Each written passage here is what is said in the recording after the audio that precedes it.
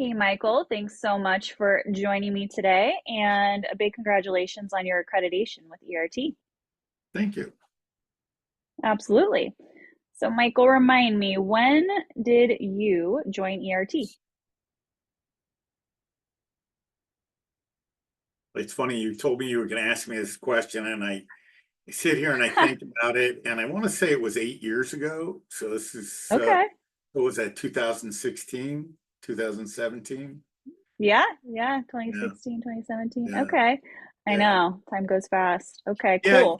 yeah. And I mean, just it we had we had spun off from being a captive group and decided to go on our own. And we wanted to really find a way to serve business owners. And we had never gone the CPA route because personally, we felt we had no value to give to CPAs. Every advisor in the Mm, world, especially in South Florida, was trying to get, they would tell you, go get the client's CPA, get the CPA's client list and just sell the heck out of them. And they'll, you know, um, and we just, from an integrity standpoint, did not feel like that was an appropriate way to try to get clients. And so when we found ERT, the more we studied, the more we learned,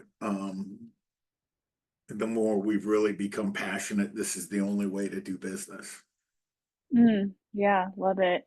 And I know you've done a lot of work with VFO, our specialists, but initially, did anything kind of pop up or hold you back from working with them? And at what point do you think maybe there was almost like a mindset shift that this was a big part Yeah, of well, your I think implementation and all that? Yeah, I think by nature, as sales tend to be professional salespeople, we think we have to know everything about everything before we can talk about anything.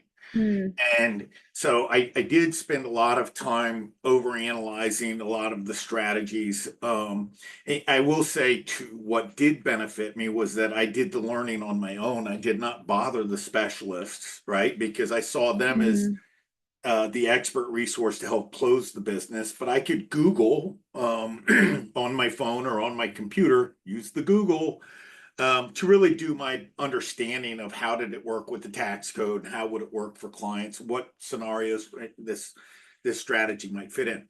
My flaw mm, when I first started was I was so excited about these new strategies that I would try to explain or mention certain, strategies that I was starting to feel comfortable with when I talked to CPAs.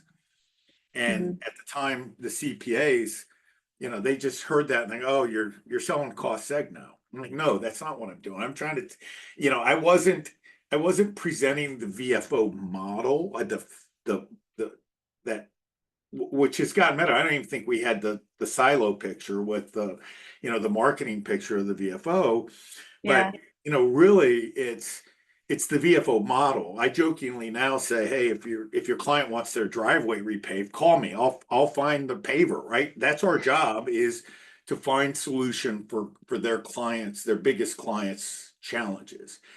And it Mm. doesn't have to be limited to tax or risk or wealth or legal or business. It can be driveway repairs. It doesn't matter.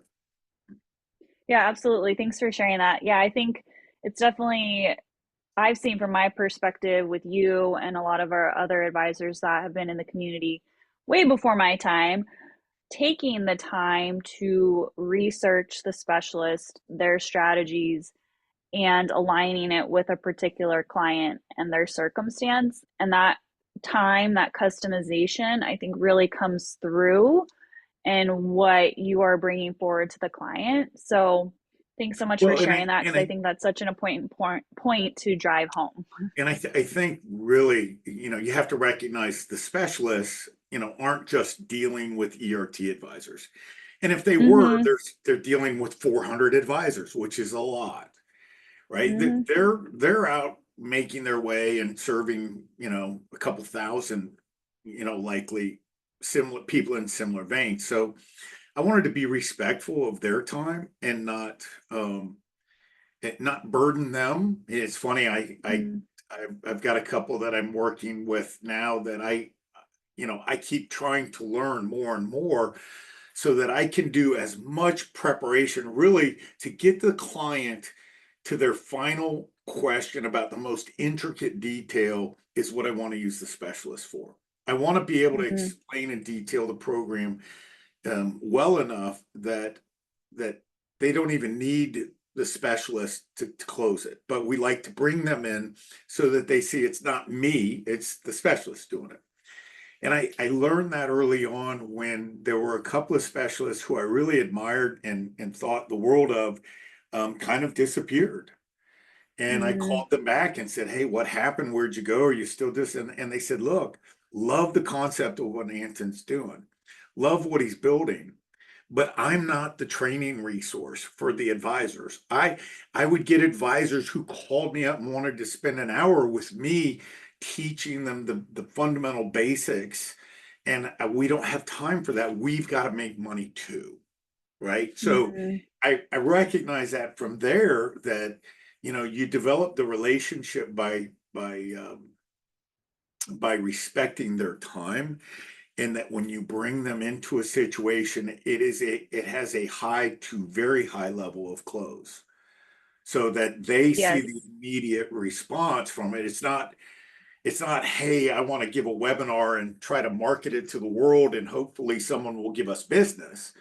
But I want to bring them in when I've prepared them and they're ready. They've got the pen in their hand, they're ready to go. Mm. Yeah, that's such a great perspective. Thanks, Michael. And then can you just touch on a little bit how bringing those specialists, the virtual family office, into your offerings really has kind of almost impacted in a positive way the client's perception of you and your team? Yeah, so we started a separate entity this year, Veracity Advisors. Originally, it was Veracity Financial Services. We still have that. Hmm. That's our independent advisory business, and we utilize that a lot in a lot of these resources. But Veracity Advisors Virtual Family Office is a standalone entity now, and that's where we're leveraging the network. And we're able to say, hey, we can do tax, we can get you connected with legal, we can do business advisory. So we can build all those solutions in when we're working with the specialist and the client. And I think for the client, um, and that's the client and or the CPA, they see an open, I don't have to be anything more than who I am.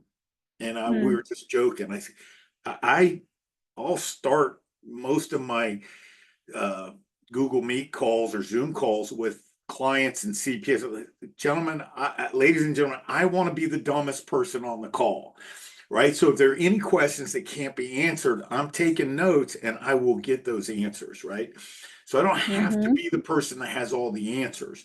I simply have to know the people with the answers and get them teed up. And a lot of the times, through that, I learn more about the process. I only have to go to that specialist once with the question, because once I get the answer and I build it into my knowledge base, the next time a client asks that, I've got the answer and I'm confident with it, right? So that's one of the tools also how I've built my knowledge in certain areas. But you also garner a lot of respect from the specialist because they're not answering the same question from me over and over and over, right? mm, So it mm-hmm, gets there's a mutual respect, which means when I need them, I can get their time. Understand mm-hmm, we're all competing for the specialist time on their calendar, and who are they going to prioritize?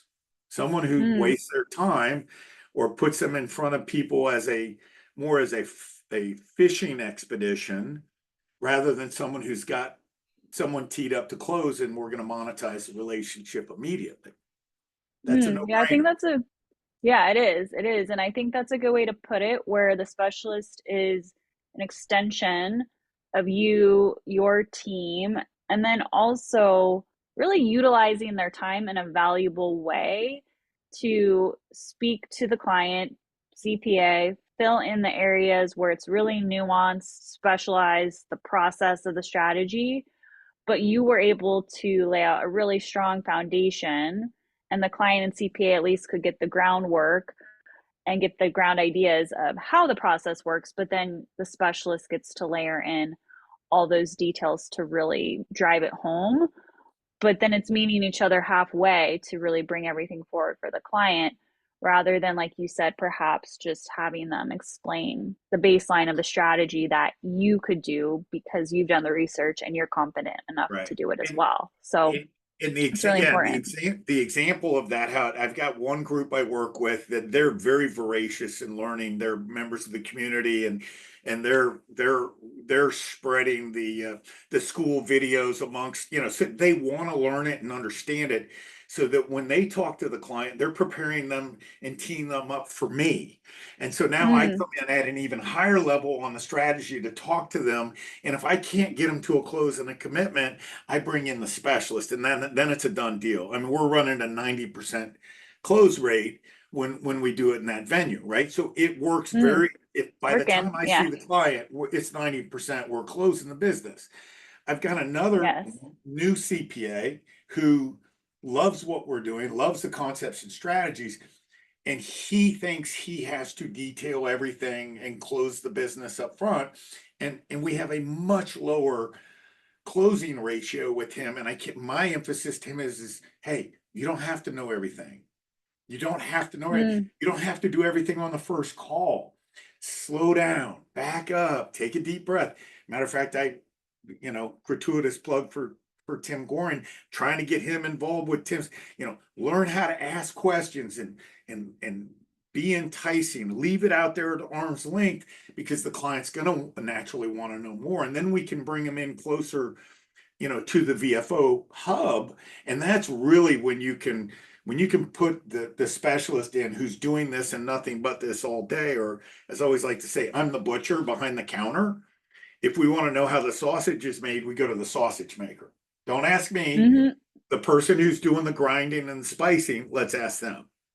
I'll tell you it's Yeah. good and it meets quality, but that's the person we got to talk to. Yeah, and that's why you got a team. You all work together, and like you said, you fill in the cracks and you all make it come to fruition. So, can you kind of tack onto that a little bit and share an example maybe with the VFO, a case you've done recently, what impact that's had for the client, whether it's savings, cash flow, and then what your revenue share was from that as well?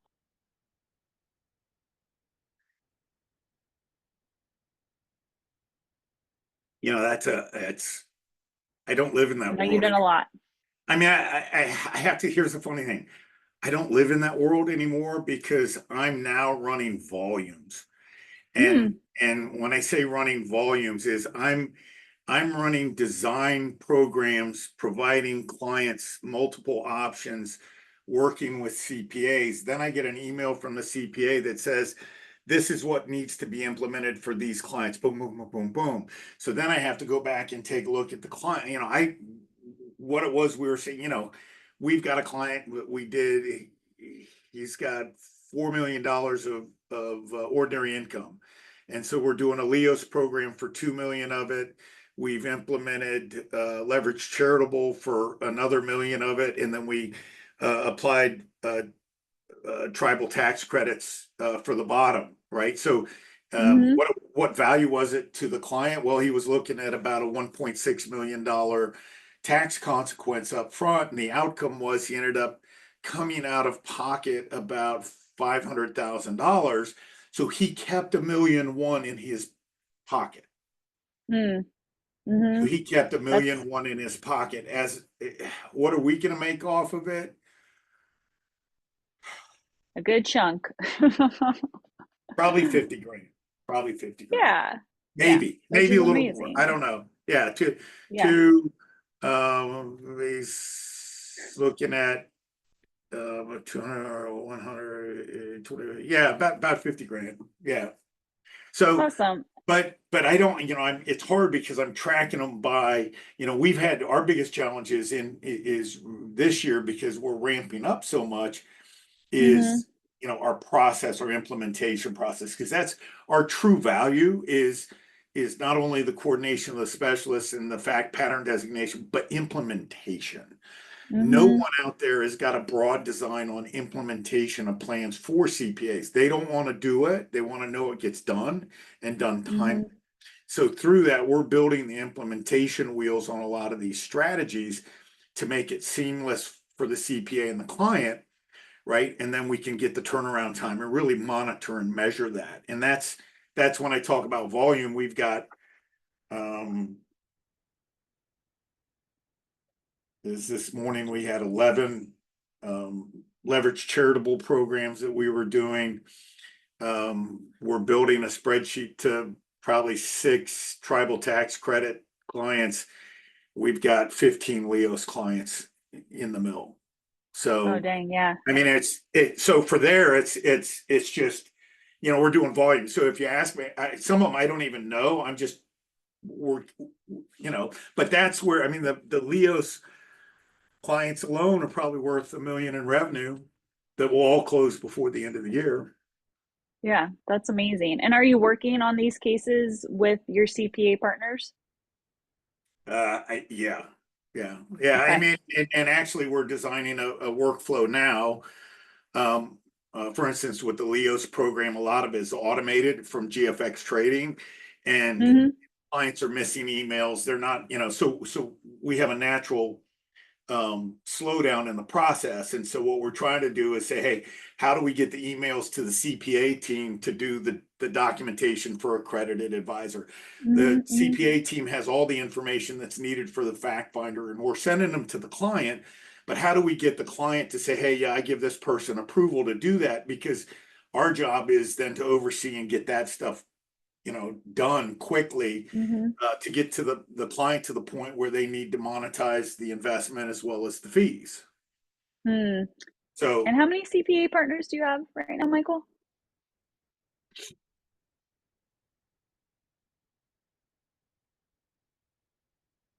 partners, I have Mhm. 3 partners that I talk Okay. to weekly and I'm involved in planning and design. Uh, Mm-hmm.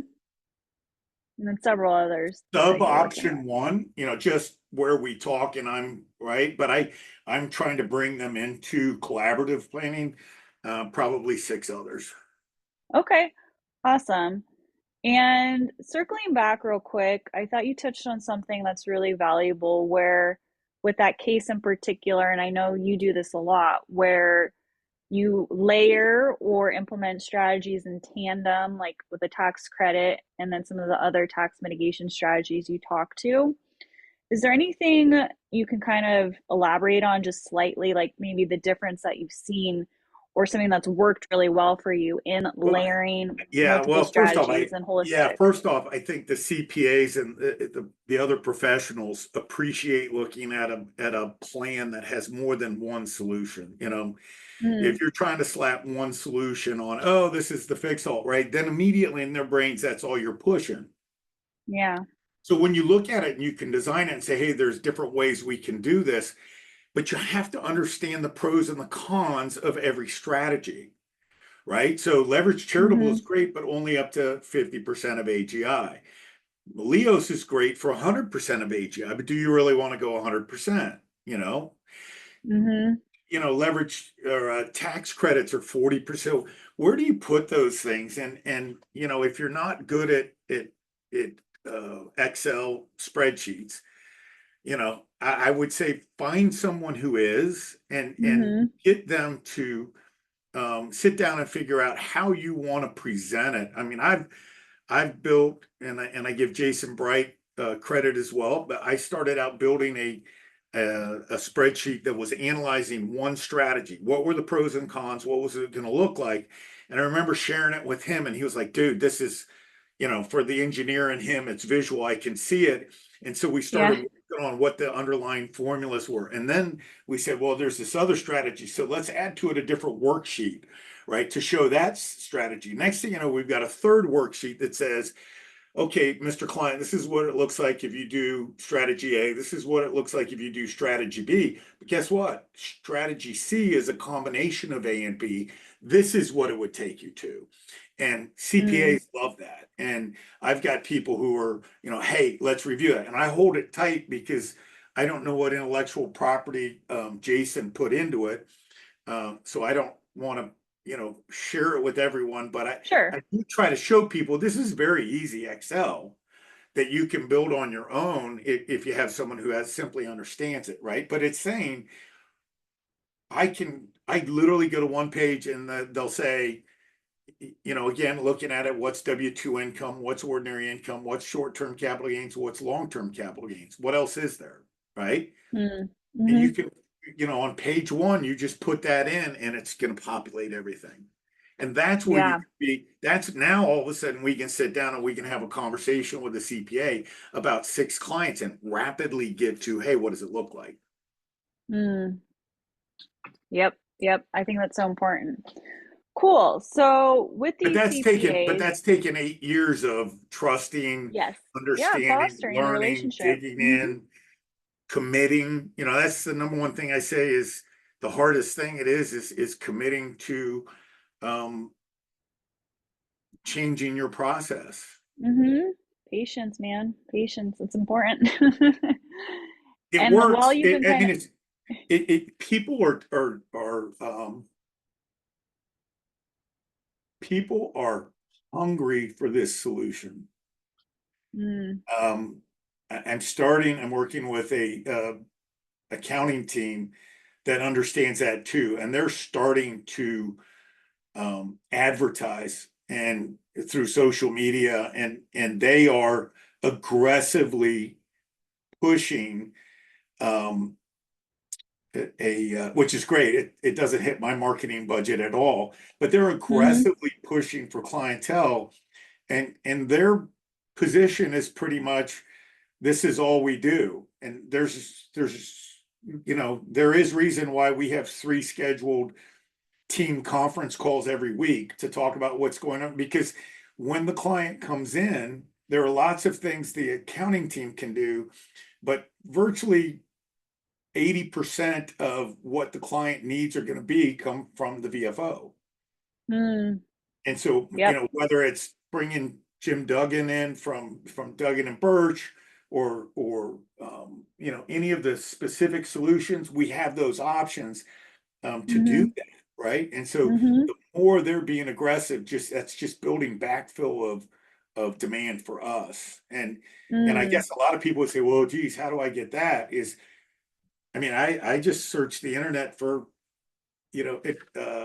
accountants, and I found mm, these guys as accountants and thought, well, I'll just shoot them an email, yeah. follow up with a phone call. And, they loved what we were talking about, what we showed them. I got them to come out to an ERT meeting. They loved the concept. They had the vision.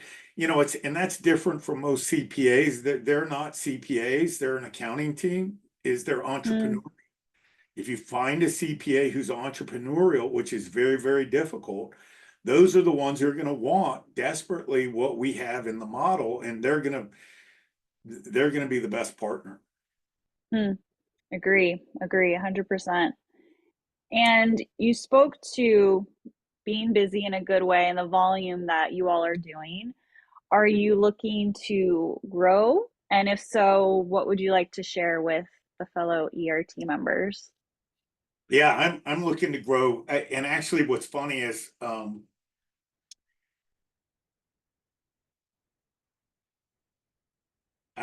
I would love, it's so hard to find advisors to bring in who get the mindset because they've been so polluted by the industry. Um, Mm-hmm. as a whole. Um, the whole concept of you work for us, sell what we tell you, and sell, sell, sell, Mm, instead of take it deep, and so it's not that we don't have the resources to commit to somebody for the transition. It's that we can't find anybody who has the vision of that and how it could work mm, because they're so mm-hmm. polluted with the sales tactics of the industry, so that's a Mm, challenge for us.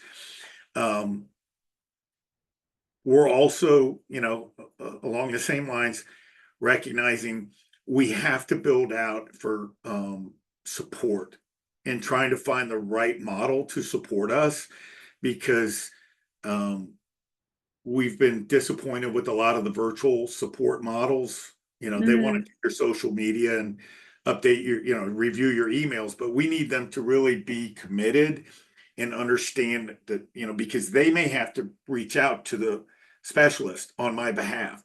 And so they've got to Mm-hmm. have the ownership and acuity and understand, hey, that specialist is someone who's producing revenue for our firm. So we need to prioritize that appropriately, right? So we need to find Yep. that from a capacity of growth. One of the areas that I do look at growth is not all advisors. Um, well, let's put it this way: all advisors have different skill sets. I know a Mm-hmm. couple of advisors who I could drop off at the mall and come back in an hour and a half, and they will have 5 new clients ready to go. They'll just walk Mm-hmm. around and see people and talk to them and get client commitments. That's really not me. Um, I want to develop more of a B2B relationship with Mm-hmm. like the CPAs and the supporters, or even the advisors, because now those advisors who are really good at setting those opportunities up, their blind spot is understanding where all of the strategies might fit and implement, and then implementing them. And that's okay. There's plenty of pie. Let's do this on volume, right? Let's talk, let's collaborate, let's build something unique from a value standpoint for clients and CPAs, because what you'll find, and in one instance, we had found that once we started bringing that to the model, we're not talking with CPAs who are dealing with somebody who has a W-2 for 100,000 in gross earnings. We're dealing with CPA teams who are working with industry titans who are struggling to deal with a $50 million income stream. Mm-hmm. That's where all of a sudden you start realizing there's plenty of revenue here to go around for everybody by implementing these strategies, and doing them professionally, and doing them with communications and response, and being able um, to deliver. Yes. And I think that all encompassed really speaks to the mindset side of things. And as you touched on, working with specialists like Tim Goring that help with those listening skills and communication and really listening to what the client needs, or even listening for those underlying cues where they don't even know they need it. And now you're able to help them personally, professionally, everything in between. So I think that's super important. So thanks for touching on that.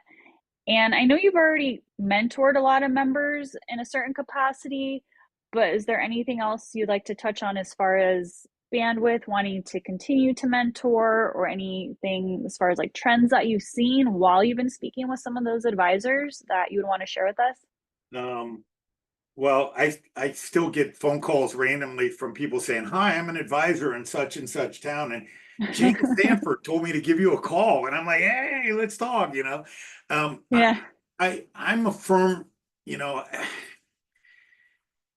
When I remember making the first commitment and flying out to San Diego and going to the Advisor Academy and realizing this was the way I needed to do business, where I was going to flourish personally and where I knew my integrity would be intact. And then I knew that I would be able to do good things for people, but it would take time.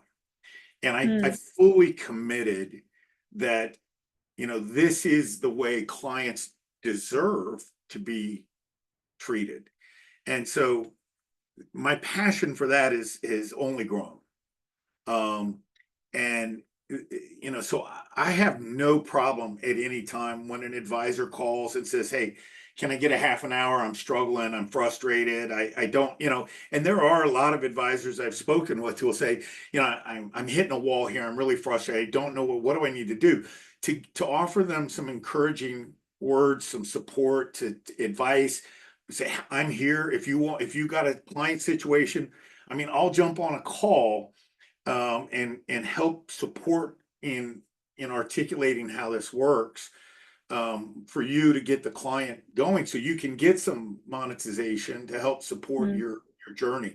I always remember being so friggin' offended when I got into the insurance side, and they were like, "Oh, you got to take a senior guy out with you. They'll just close. It'll be, just take it." I'm brand new. Now, granted, at the time I yeah. was brand new. I was 48, so I had some road wear on me, and I'm going out with the guys, and they're like, "Hey, here's the deal, 50-50."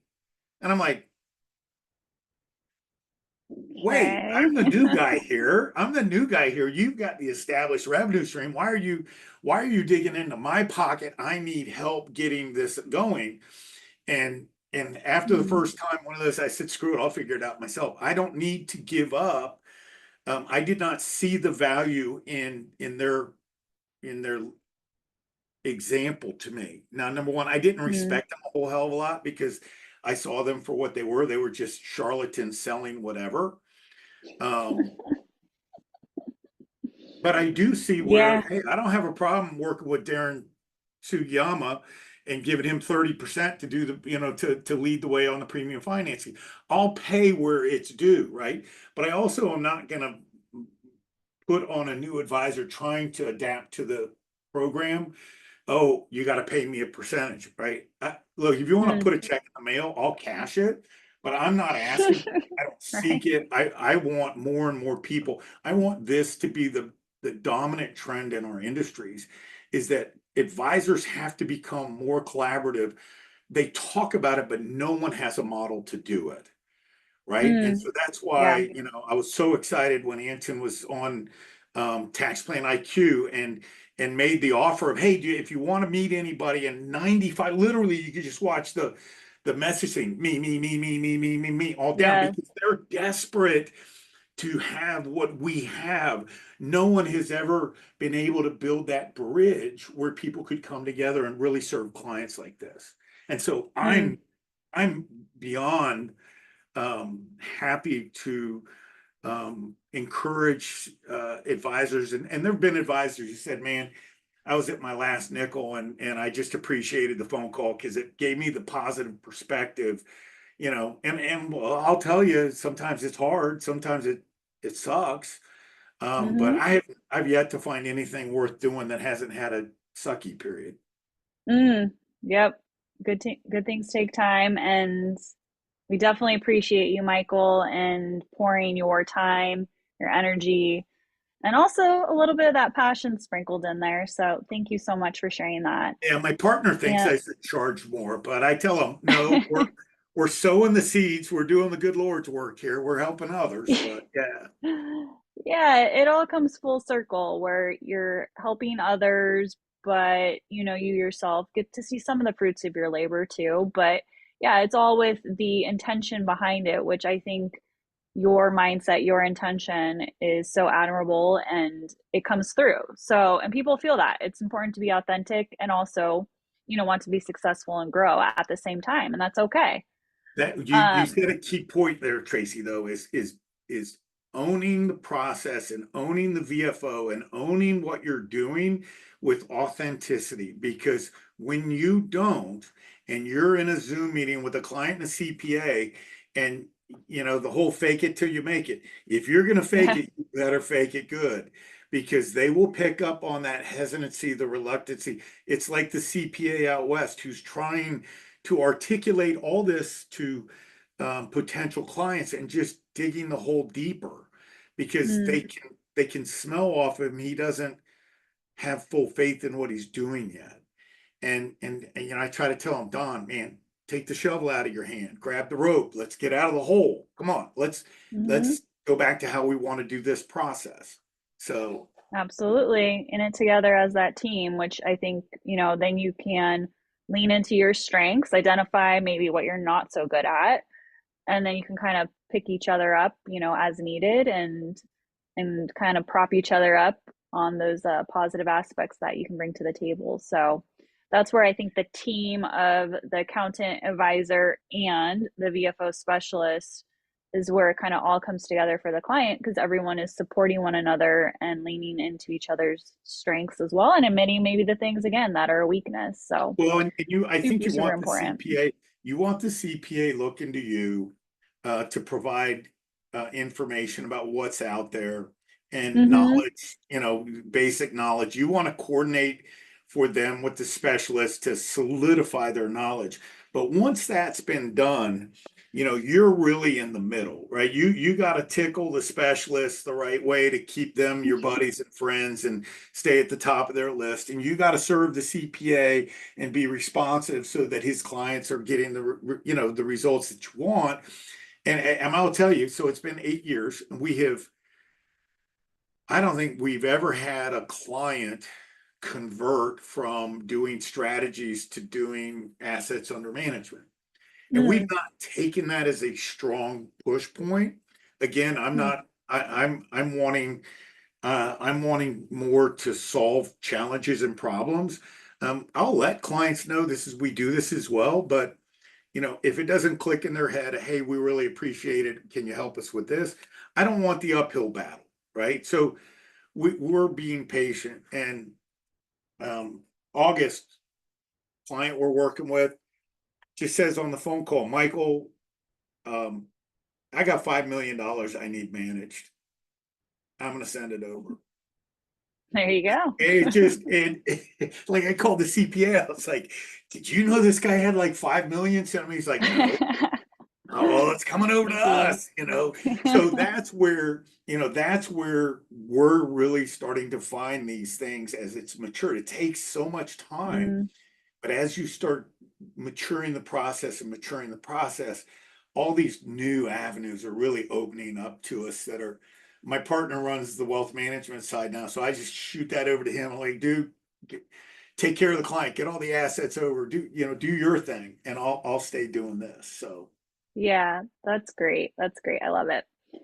Okay, I have one more question for you. What is one word, one word to describe your growth, and that can be personally, professionally, financially, since you joined ERT?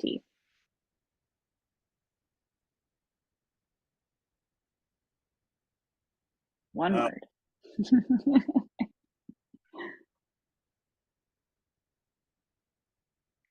I mean, overall, I would say gratifying, but Hmm. if you'd asked me that out of 8 years, 6 years ago, I would have said arduous.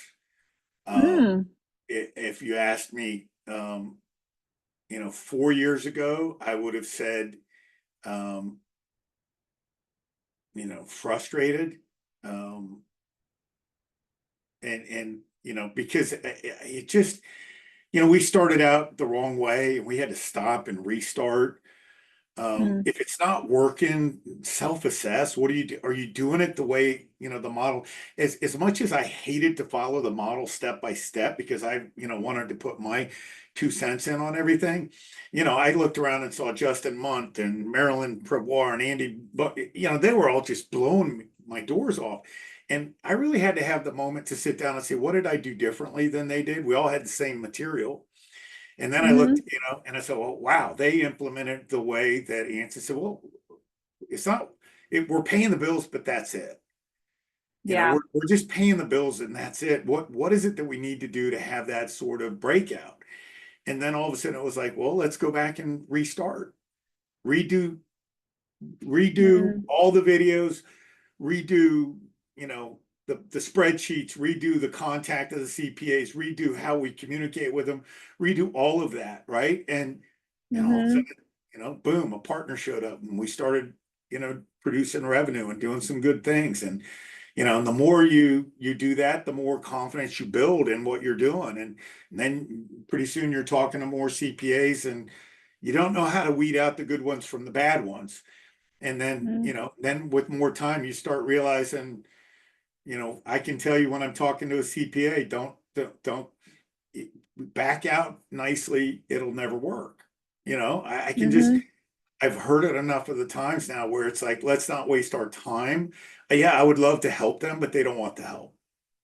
Hmm. So, Hmm. so that's what brings us, kind of to where we're at now. And, it just takes that time. It's not, you know, Evolution for sure. there's a Yeah. lot of nights laying up saying they're saying, am I doing this the way it's supposed to be done? Is this really going to work? Do people really want this?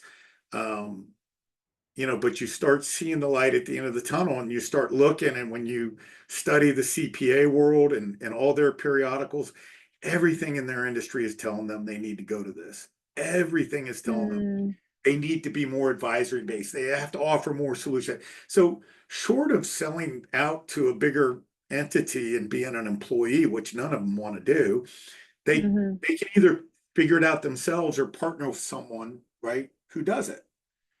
Mm. And Yeah, that's and I us. think oftentimes resistance or like roadblocks are seen as like a big frustration or a really bad thing. But oftentimes, like you said, they're almost like a guidance, like this isn't working, this isn't resonating with you, try something else and see how it goes. And then that's kind of, it's super uncomfortable, but that's where you maybe find your passion or the things you really want to do Yeah. because, So, you know, so you're I, being so, guided in a different direction. so I had the great fortune of working under one of the greatest leaders in American history, Colin Powell, when I was back in Hmm. the Army days. And Okay. I got his 13 rules of leadership then, and I used to carry them on me at all times as a young lieutenant and captain. Uh, Uh-huh. but one of them is get mad, get over it. Right? The other is, another one is don't let your ego be so close to the outcome that when the outcome falls, so goes your ego. Hmm. And so Yeah. I have gone over those rules. They're called Colin Powell's 13 rules of leadership, and every single one of them is applicable in the business world, and really a mindset of how do you transcend the challenges and embrace the challenges that you face and come out on top and be a leader in what you do. And it's Hmm. really, those are a lot of the things that I looked at and said, remind myself of is, when someone backdoors you for a couple of dollars of commission. Get mad, get over it, right? Don't give them a second Yeah. chance. But don't get so hung up on. I've talked to people who get so hung up on negative things that they can never allow themselves to get into a positive realm. We all have negative things that happen in our life. Get mad, get over it, right? Guess what? Mm-hmm. Mm-hmm. Guess what? No matter how bad it looks, it'll look better in the morning.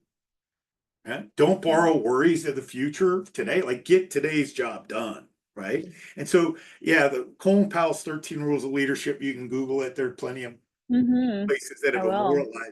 immortalized it. But yeah, he gave those to us when I was in Europe. And I remember I scotch taped in my Franklin day timer that I carried with me everywhere to make sure that I was on time and on task with everything that I did.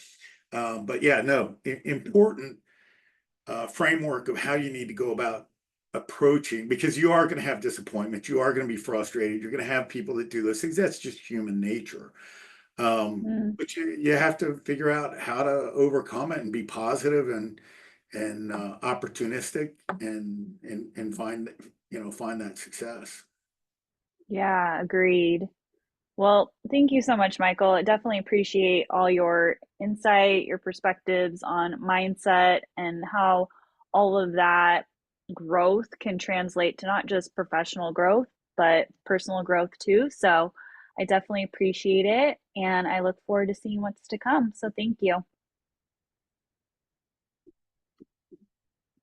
Absolutely.